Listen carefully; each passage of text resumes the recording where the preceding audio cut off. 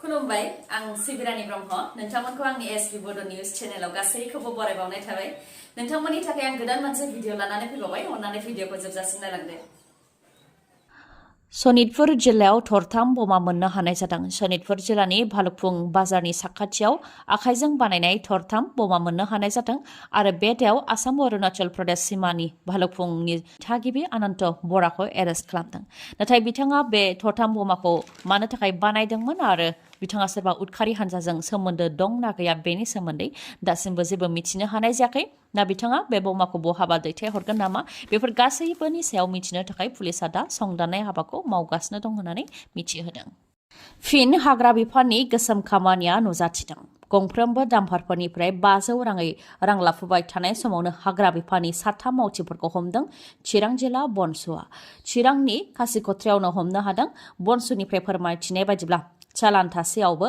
गंफ्रोमबो दाम्पार आरो क्वेरिफोरनिफ्राय 500 राङै रां लानाय आरो रां होआब्ला थाखानाय चालानखौनो दाननो होननानै हुमखि होनाय बायदिनि सायाव गोबां समनिफ्रायनो गोबां सुबुंफोरनिफ्राय अजद मोनबोदोंमोन होननानै फोरमायथिदों बनसुनिफ्राय बे अजदनि सायाव बिथा खालामनानैनो बनसुआ फैनानै रां लाफुबाय थानाय समावनो हमनो हाफैदों होननानै फोरमायथिदों आरो चालानाव 16 CM बाला अन्थाइ लांनायनि गनायथि दंब्लाबो 17 CM बाला अन्थाइ लांनायनिबो अजद होदों बनसुनिफ्राय जायनि थाखाय दाम्पारखौबो हाग्रा बिफाननो गथायनानै हरनाय जादों होननानै फोरमायथिदों लोगोसे बे जाथायनि सोमोन्दै DFOनोबो मिथिहोनाय जादों आरो रां लानाय सोरखारि मावख'गिरि बा हाग्रा बिफाननि मावथिफोरनि रां लानायनि भिडिअखौबो हाग्रा बिफाननो गथायनानै होनाय जादों होननानै फोरमायथिदों बेनिखायनो बेनि सायाव राहा लानो थाखाय DFOखौ खावलायदों जुदि DFOआ बेनि सायाव जेबो राहा लायाबा बेयाव DFOनिबो आखाइ थानायखौ सन्देह खालामनाय जागोन होननानै बुंथिदों बिथांमोनहा बेनि अनगायैबो फेरेंगा बिथाङाबो बिटिसिनि धोनखौ जाहाथे रैखा खालामो बेनि थाखायबो खावलायो मानोना जोंनि धोना धुबरी गवालपारा बांलादेश बायदि फारसे थांगासिनो दं होननानैबो बुंथियो बनसुनिफ्राय गोजोनथाव खौरां 17 साननि उनाव उत्तराखन्डनि उत्तरकाशीयाव गुदुं नाला सिङाव नांथानानै थानाय 41 मावसुमाफोरखौ रैखा खालामनो हानाय जाबाय अदेबानि गासैखौबो गुदुं सिंनिफ्राय बोखांनानै लाबोनो हानाय जाबाय आरो दा बिथांमोनखौ इमार्जेन्सि मेडिकेल फेसिलिटियाव फाहामथायनि थाखाय लांनाय जाबाय क'क्राझार रामफलबिलनि थागिबि रामप्रसाद नार्जारी आरो सन्जय बसुमतारी बिथांमोनजों लोगोसे नांथानानै थानाय 41 मावसुमाफोरखौ रैखाथियै गुदुंनिफ्राय बायजोआव लाबोनो हानाय जाबाय स्पेशली मडिफाइड स्ट्रेचारजों गुदुं सिंनिफ्राय दिहुननानै लाबोनाय जादों फ्राय 60 मिटार गोथौसिम हाजोखौ ड्रिलिं मेसिनजों जावनायनि उनाव 2 मिटार गुवारनि पाइप सोहरनानै बे पाइपनि गेजेरजोंनो स्पेशली मडिफाइड स्ट्रेचारखौ सोहरनानै साफानि उनाव साफा मावसुमाफोरखौ बायजोआव दिहुननानै लाबोनाय जादों बिथांमोनखौ दिहुननायनि सिगांनो NDRFनि रैखाथि हान्जाया पाइपनि गेजेरजों गुदुं सिङाव थांनानै नांथानानै थानाय 41 मावसुमाफोरखौ लोगोआव हमहैदों बेनि उनाव माबोरैहाय रैखा खालामनाय जागोन बेनि सोमोन्दै बिथांमोननो फोरोंथाय होदों बेनि उनावनो साफानि उनाव साफा बिथांमोनखौ गुदुं सिंनिफ्राय दिहुननानै बायजो फारसे लाबोनाय जादों 17 साननि उनाव गुदुं नाला सिंनिफ्राय बायजोआव फैनाय लोगो लोगोनो बिथांमोनखौ साफ्रोमखौबो गोदोनायाव बिबारनि माला सोनानै दुंब्रुदै बरायनाय जादों बेनि अनगायैबो बिथांमोननो मेथाइ जाहोनाय जादों नखरनि सुबुंफोरजों रायलायनो खाबु होनाय जादों आरो उत्तराखन्डनि गिबि मन्थ्रि बिथाङाबो 41 मावसुमाफोरखौ गावनि बिखायाव बोजबनानै दुंब्रुदै बरायनायजों लोगोसे बिथांमोनखौ थुलुंगा होदों बेनि उनावनो बिथांमोनखौ इमार्जेन्सि मेडिकेल फेसिलिटिनि फारसे दैथायहरनाय जादों जायफोर UPPLआव जयेन जादों बिथांमोनहा मोजां नाथाय जायफोर BPFआव जयेन जादों बिथांमोनहा गाज्रि बेखौनो बुंनो नाजादों नामा बिटिसिनि EM बिआर फेरेंगा बिथाङा EM बिआर फेरेंगा बिथाङा बुंथिदों दि UPPL दोलोनिफ्राय रावबो गुबुनाव थाङाखै जायफोर साफा सानैया UPPL एंगारनानै BPFआव थांदों जेरै जितेन मुसाहारि जाय तामुलपुर जिल्ला UPPL दोलोनि नेहाथारि बिथाङा प्रमद बर'निफ्राय दानफायाव खेबब्रै खेबबा रां बियोमोन बिथाङा रांनि लुबैसुला हाग्रामा महिलारिजोंबो सानसे जोगार जाखागोन लुबैसुला मानसिया दोलोआव सोलिनो हाया होननानै बुंथियो फेरेंगाया आरो जायफोर UPPLनिया BPFआव थांदों बिथांमोनहा हारि सिबिसुला नङा होननानैबो बुंथियो बेराफारसेथिं जायफोर UPPLआव जयेन जाफैदों बिथांमोनहा हारि अनसुला इयुननि सोमोन्दै सानग्रा खौसेथिखौ सानग्रा आरो गोजोनखौ लुबैग्रा होननानै बुंथियो फेरेंगाया NLFBनि बेलायावबो जायफोर थाबोदों अदेबानि जायफोर दासिमबो सारेन्डार जायाखै बिथांमोनहा जेबो इसु गैया थांखि गैया, आइडिय'लजि गैया। एनडिएफबिनि समाव रां खांनानै गोजौ थाखोनि सुबुंफोर बायदि थानो मोजां मोनग्रायासो एनएलएफबिआव थांदों। बिथांमोना सानसे हरसे जौजों गेलेयो होननानैबो बुंथियो फेरेंगाया। आरो रन्जन दैमारिया उदां जायागौमानि सोमावसारलांबाय थागोन होननानै बिथांमोनहा जि बुंथिदों। रन्जन दैमारिखौ उदां खालामनायानो बिथांमोननि सोमावसारनायनि जाहोन जायोब्ला बिथांमोनहा मा हारि सिबिगोन होननानैबो बुंथियो आरो रन्जन दैमारिखौ उदां खालामनो थाखाय सोरखारा खामानि मावगासिनो दंखायो होननानैबो बुंथियो फेरेंगाया। बेनि अनगायैबो एम फेरेंगाया बुंथिबावदों दि बिपिएफनि बारगाव मन्त्रि चन्दन ब्रह्मआ UPPL दलाव हाबसिगोन। गाबोन नङाबा सबनिहानो बिपिएफनि गोबां दैदेनगिरिफोरखौ लोगोआव लानानै चन्दन ब्रह्मआ UPPLआव जयेन जासिगोन होननानैबो दाबि खालामो फेरेंगाया। नाथाय बेसेबां सैथो बेखौ दा जों बुंनो हाया। मानोना बिथाङा खाम्फा बरगयारिखौबो UPPLआव हाबसिगोन होननानै जावले जावले बुंबाय थादोंमोन। नाथाय खाम्फा बरगयारिया जेब्लाबो बेनि सायाव रोखा खालामबोदोंमोन दि बिटिसिखौ फोजोबग्रा UPPLआव थाङा होननानै।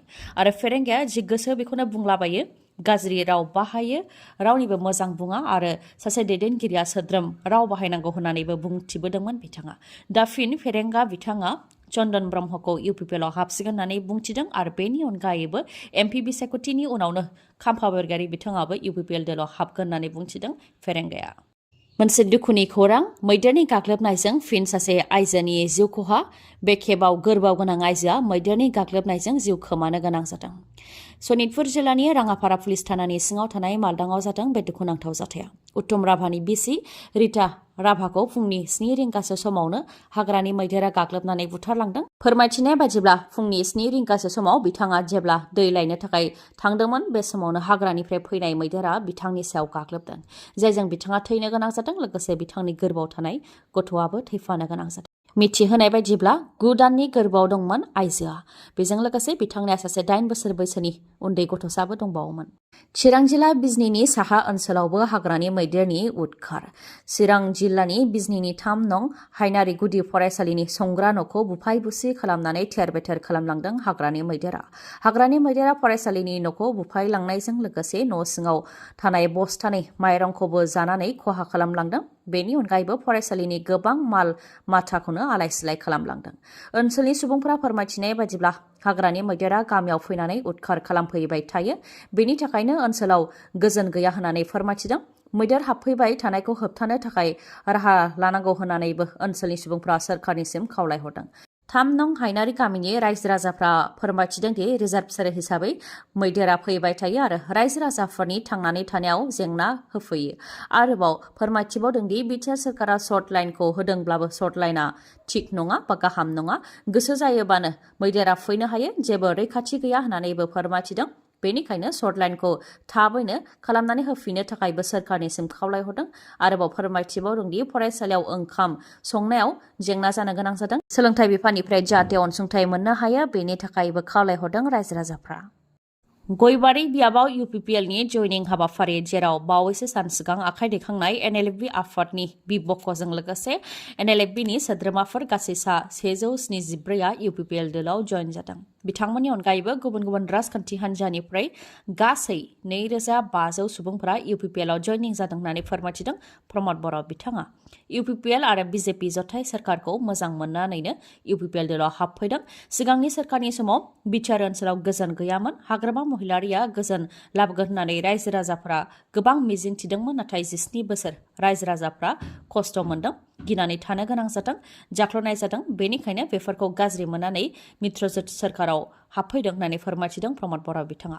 आरो फैगौ 15 डिसेम्बराव UPPL आरो BJPनि सोरखारा बिटिआराव 3 बोसोर जागोन। बेनि सिगां बिटिआराव मोनसे दोहौ फैदों दि जाय सोरखारखौ नागिरगासिनो दंमोन बे सोरखारा बेनो होननानै मोनसे दोहौ फैदों होननानै बुंथियो प्रमद बर'आ।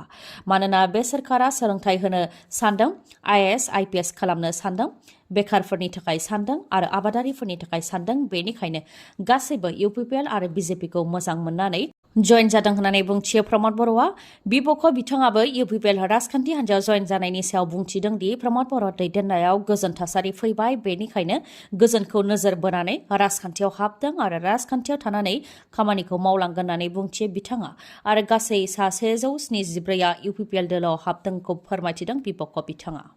दुलाराय बर' फरायसा आफादा फिन सोमावसारनो साखाफारा जादों। रायजोनि रायजो बेंगिरि गुलाब चान्द काटारियाया गले गले थगायनायनि उनाव फिन धर्ना होनाय हाबाफारि लानो जानजि खाफ्रादों। दुलाराय बर' फरायसा आफादा। बड'लेण्ड इउनिभार्सिटिनि भाइस चेन्सेलर लाइस्राम लादु सिं बिथांखौ बड'लेण्ड इउनिभार्सिटिनिफ्राय होखारनो थाखाय दुलाराय बर' फरायसा आफादनि दैदेननायाव गोबां नाजाबोदों आरो धरना होनाय हाबाफारि लाबोदों आरो बेनि सायाव सोरखारजोंबो गोबां खेब सावरायबोबाय। नाथाय जेसेबां सावरायदों एसेबां खोथा होबोदों आरो जेसेबां खोथा होदों एसेबांनो फेलेंबो जाबोदों। थांनाय 20 अक्ट'बरावबो एबसु बर' थुनलाइ आफाद आरो प्रमद बर' जयैनो रायजो बेंगिरिजों सावरायलायदोंमोन होननानै फोरमायथिदों दिपेन बर' बिथाङा, जेराव 9, 10 आरो 11 नभेम्बराव नाग फैनानै नायबिजिरफैनायनि उनाव 16 नभेम्बरावनो लाइस्राम लादु सिंनि हेंथा राहा लागोन होननानै बुंथिदोंमोन। खेबसे नङा खेबनै नङा गोबां खेब गावनि खुगाजोंनो रायजो बेंगिरि बिथाङा बुंथिदोंमोन होननानै फोरमायथिदों दिपेन बर' बिथाङा। नाथाय नाग फैखांनायनि उनाव बड'लेण्ड इउनिभार्सिटिनि सायाव नागनि फिथाइ फोसावखांनायनि उनावबो दिनैसिमबो लाइस्राम लादु सिंनि हेंथा जेबो राहा लायाखै होननानै फोरमायथिदों। बेनिखायनो 20 अक्ट'बराव जि सावरायनाय जादोंमोन बेयो मोनसे फेलें सावरायनाय होननानैबो बुंथियो दिपेन बर' बिथाङा। सासे जाख्ल'नाय सुबुङा बेलाव थानानै बड'लेण्ड इउनिभार्सिटिखौ सालायगासिनो दं। बेनिखायनो प्रफेसर लाइस्राम लादु सिंखौ होखारनो थाखाय गोख्रों सोमावसारफिननो गोनां जागोन होननानै बुंथियो आरो फैगौ 4 डिसेम्बरनिफ्रायनो धर्नाखौ जागायजेनगोन होननानैबो बुंथियो। गिबियाव अदेबानि 4 डिसेम्बराव फरायसाफोरनि सत्यग्रहनि थाखाय बिटिआरनि मोन 30 फरायसा आफादफोरा 6 घन्टा धर्ना होनाय हाबाफारि लागोन। थिग बेबायदिनो 5 डिसेम्बराव बड'लेण्ड इउनिभार्सिटिखौ ताला बन्द खालामगोन। 6 डिसेम्बराव बिटिआरनि मोनबा जिल्लानि हेडक्वार्टारफोराव रेलि लानायजों लोगोसे लाइस्राम लादु सिंनि मुसुखा सावगोन। 7 डिसेम्बराव एफिलिएटेड कलेजफोरनि इउनियन बडि, फरायसा आफाद, कलेजनि प्रिन्सिपाल, इउनिभार्सिटिनि हेड अफ डिपार्टमेन्ट अफिसियेलफोरखौ लाफानानै नन कअपारेसन हाबाफारि लागोन। 9 डिसेम्बराव बड'लेण्ड इउनिभार्सिटि घेराव हाबाफारि लागोन। बेनि उनावबो जुदि गभर्नरा जेबो राहा लायाबा 15 डिसेम्बराव राजभवन चेल' हाबाफारि लानो गोनां जागोन होननानैबो फोरमायथिदों दुलाराय बर' फरायसा आफादनिफ्राय। मोनसे जोबोद गोजोनथाव खौरां।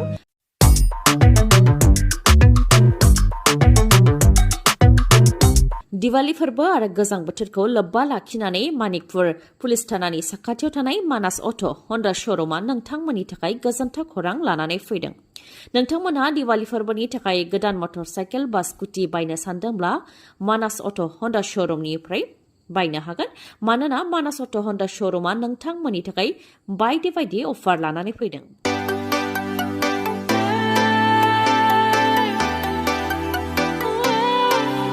जेरै नोंथाङा गोदान मटर साइकेल बा स्कुटि बायोबा बेसेन नाङालासे गंनै हेलमेट मोननो हागोन। लोगोसे 5 लिटार पेट्रल बेसेन नाङालासे मोननो हागोन आरो जायनाखि बे अफारा गोजां बोथोरजों लोब्बा लाखिनानै होनाय अफार, बेनिखायनो नोंथाङा मटर साइकेल बा स्कुटि बायोबा मोजां क्वालिटिनि कम्बलबो मोनफानो हागोन। नोंथांमोननो मिथिहोबावनाया गोनां, जुदि नोंथाङा गावनि गोजाम मटर साइकेल बा स्कुटि सोलायनानै गोदान लानो सानदोंब्ला बेनिबो राहा दं बे श'रुमाव। जायखिजाया कम्पानिनि गोजाम मटर साइकेल बा स्कुटिखौ नोंथांमोनहा सोलायनानै गोदान मटर साइकेल बा स्कुटिखौ मोननो हागोन। आबुङै मिथिबावनोब्ला 70026012555 नङाबा 9101272776 बे नाम्बाराव कल हरनानै खौरां लाहरनो हागोन। गोजोन्थों। दिनैनि भिडिअ'आ एसेनोसै। गाबोन आरो गोदान भिडिअ'जों लोगो मोनफिनबावगोन। नोंथाङा दासिमबो आंनि चेनेलखौ साबस्क्राइब खालामाखैबा अन्नानै साबस्क्राइब खालामदो। लोगोसे लाइक, कमेन्ट आरो शेयार खालामनो दाबाव। गोजोन्थों।